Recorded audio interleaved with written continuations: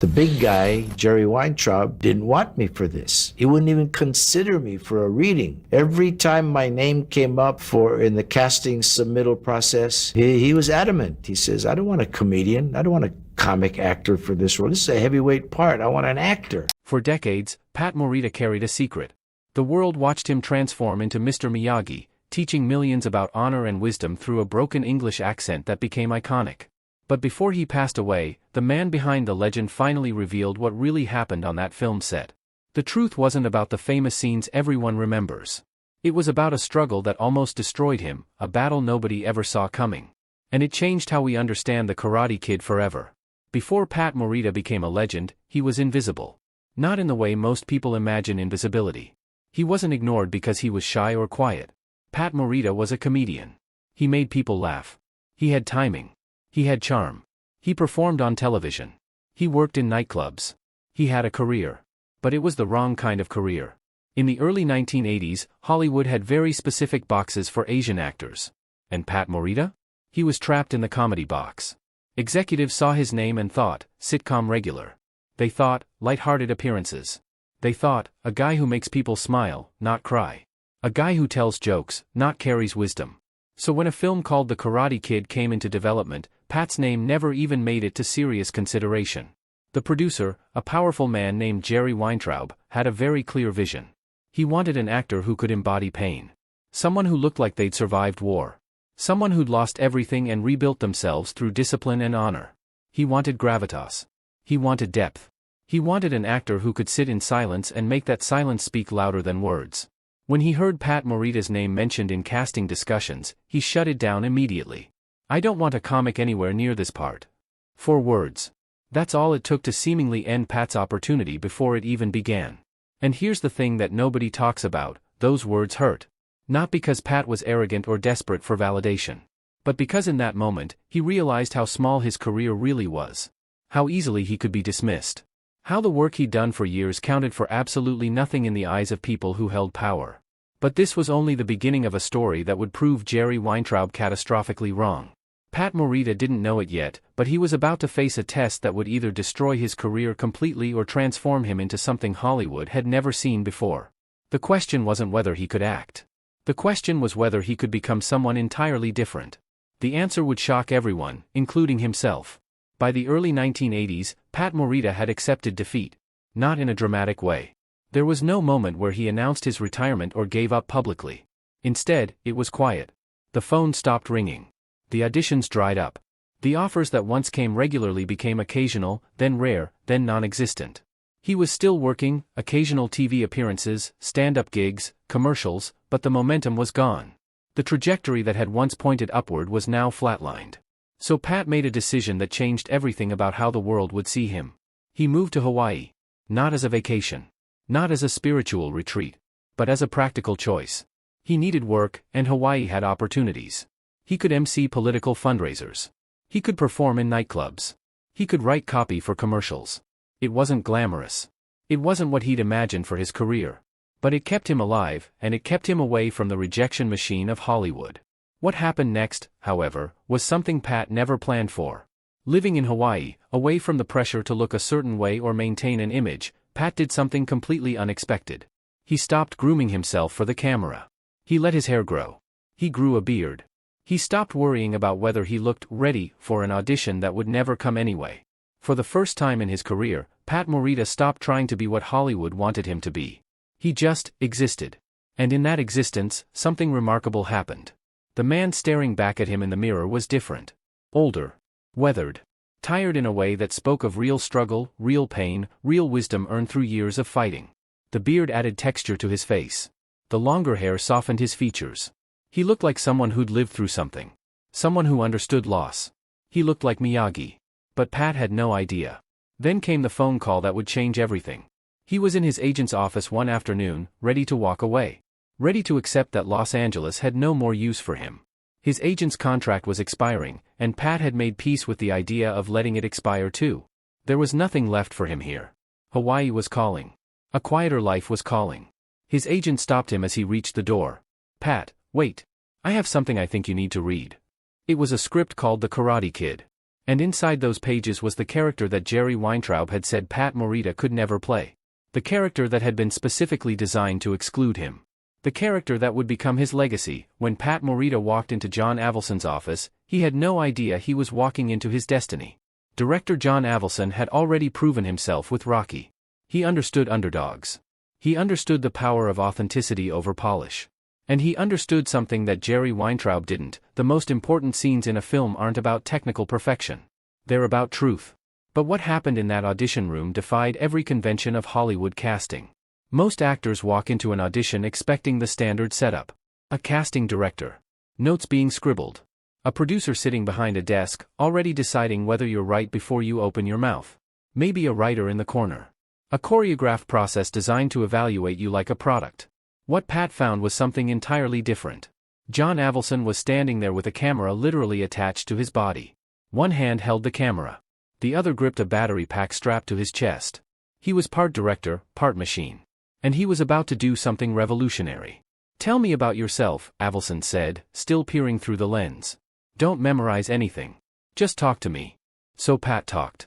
Not as an actor auditioning. As a human being opening his life to a stranger. He talked about the years in Hawaii. The struggle. The feeling of being dismissed. The loneliness of knowing your career had stalled. The exhaustion of wondering whether it was all over. And Avildsen kept the camera rolling. Then came the script pages. Pat wasn't going to deliver a polished, rehearsed performance. Avildsen wanted something raw. Something honest. Pat stood there without sets, without costumes, without another actor to play off. He just became Miyagi. When the audition ended, Pat started to leave. He thought it was over. Just another room, just another rejection waiting to happen. But Avildsen called out, "Pat, don't you want to take your script?" Those 7 words meant everything. In Hollywood, if you take your script home, it means they want to see you again. It means you're still in the game. What happened next shocked everyone in the production office. Jerry Weintraub watched that tape. The man who had rejected Pat without hesitation. The man who said, "I don't want a comic anywhere near this part." He watched Pat's audition in complete silence. When it finished, the room was quiet. Then Weintraub said something that would echo through the rest of production. "Wait a minute. That looks like Miyagi." Avildsen didn't gloat. He didn't say, "I told you so." He simply turned to Weintraub and said calmly, "That's the Pat Morita you refused to let read for the part." In that moment, the wall came down. But even with Weintraub's shift, the journey wasn't over. Pat would face 5 more tests. 5 more auditions. Each one designed to prove he could actually do it. Each one proving that the man Jerry Weintraub had dismissed was exactly who they needed. But the hardest battles? Those would come on set. Getting cast as Mr. Miyagi was the victory. But staying in character while filming? That was the real battle. Most people don't understand what it takes to maintain a character for months on set. It's not just about delivering lines when the cameras are rolling. It's about living inside that character. Breathing as that character. Thinking like that character, even during the mundane moments between takes when nobody's watching. For Pat Morita, this was infinitely harder than anyone realized. Because every day on set, he had to prove he wasn't a comedian anymore. The crew had doubts. Some of them whispered. They'd remember Pat Morita from Happy Days, the funny guy who made people laugh. They'd seen his stand-up act. They knew his timing, his delivery, his comedic instincts. And now they were watching him try to be something completely opposite, a quiet, wise, emotionally scarred mentor figure. But something incredible started happening as filming progressed. Ralph Macchio, the young actor playing Daniel LaRusso, was a teenager dealing with the sudden weight of fame. He was nervous. He was uncertain. He was basically playing himself, a kid who didn't belong, searching for meaning. And in those moments, Pat became something far more important than a scene partner. He became a real mentor. Off camera, Pat shared life lessons with Ralph. Not as an actor giving performance notes. As a person who genuinely lived through rejection, struggle, and the slow climb back to relevance. Ralph later recalled that Pat treated him like a son, with patience, with wisdom, with the kind of protective instinct that comes from having survived real hardship. That's when the crew started to truly understand. This wasn't just an actor playing a role. This was a man channeling his actual life experience into a character. Every moment of Miyagi's quiet strength came from Pat's real journey. Every pause. Every weighted silence. Every moment where the character didn't need to speak because his presence said everything. By the time they filmed the tournament scenes, even the stunt coordinators were treating Pat with profound respect. Not because he was famous. Because he'd earned it. Because they could sense that something genuine was happening. But there was a deeper struggle nobody talked about at the time. Pat was terrified of accidentally slipping into comedy. He was so conscious of breaking character, so determined to prove he could carry this dramatic role, that there was constant internal tension. The muscle memory of humor was always there, always threatening to surface. Every instinct he'd developed over years of making people laugh had to be suppressed, redirected, transformed into something completely different. It was exhausting in ways that went beyond physical tiredness. Between takes, Pat would stay in Miyagi's headspace. He'd move differently. He'd speak in that deliberate, halting rhythm even to crew members. Some people thought he was being pretentious or difficult. The reality was the opposite. He was fighting with every fiber of his being to not revert to who he'd been as a comedian. He was fighting for his career's redemption. And the world had no idea how hard that fight actually was. The voice almost destroyed everything. When Pat Morita first started speaking as Miyagi during early rehearsals, something unexpected happened. The words came out clipped. Halting. The phrasing was broken. The sentences didn't flow the way natural English speech usually flows. It was choppy. Deliberate. Uncomfortable to listen to if you weren't paying close attention. Some people in the production office thought it was a mistake. They pulled Avildsen aside. They said, "Is Pat doing this intentionally? Does he know he's mispronouncing words? Should we have him work with a dialect coach?" But Avildsen understood something deeper was happening. This wasn't an accident. This was art. Pat Morita had made a deliberate choice. Miyagi was an immigrant. A man who learned English as a second language, likely much later in life. A man who thought carefully before speaking, choosing each word with intention. A man who had lived through trauma, war, loss, experiences that changed how you communicate, how you process language, how you interact with the world. So the broken English wasn't a flaw. It was the entire foundation of the character. But here's what most people didn't realize: Pat had to fight for this choice. The studio executives were nervous. They worried audiences would laugh. They were concerned that Miyagi would come across as a stereotype, the Asian character who speaks in broken English, which Hollywood had used as a comedic device for decades.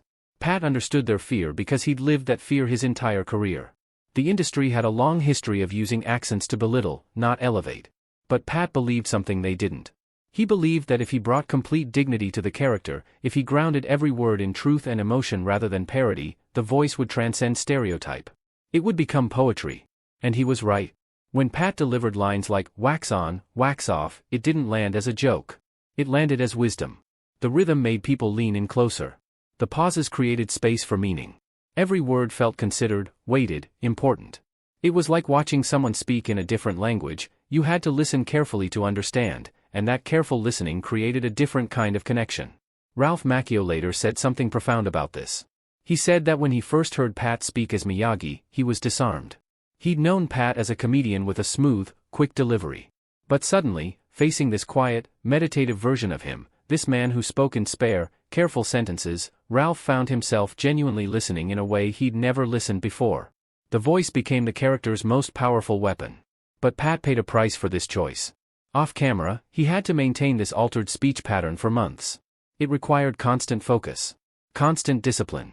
He couldn't slip back into his natural comedic timing, even in moments of rest. He couldn't let the old Pat Morita surface, even for a second.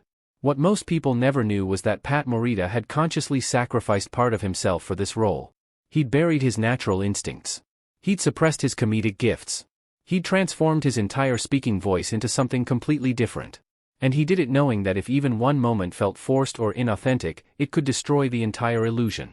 He succeeded because he understood sacrifice. Near the end of his life, Pat Morita sat down for an interview he'd been avoiding for decades. The interviewer asked him the question everyone wanted answered: what was it really like making the Karate Kid? What was the truth behind the scenes that nobody ever talked about?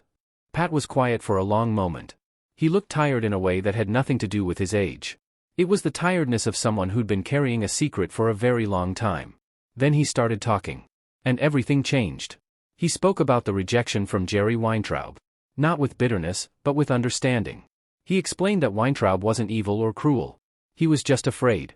He was afraid that casting a comedian would undermine the film's dramatic credibility. He was afraid of making a mistake with millions of dollars at stake. Fear, Pat said, often looks like rejection when you're the one on the receiving end. But then he said something that caught everyone's attention. The hardest part wasn't proving to Weintraub that I could do it. The hardest part was proving it to myself.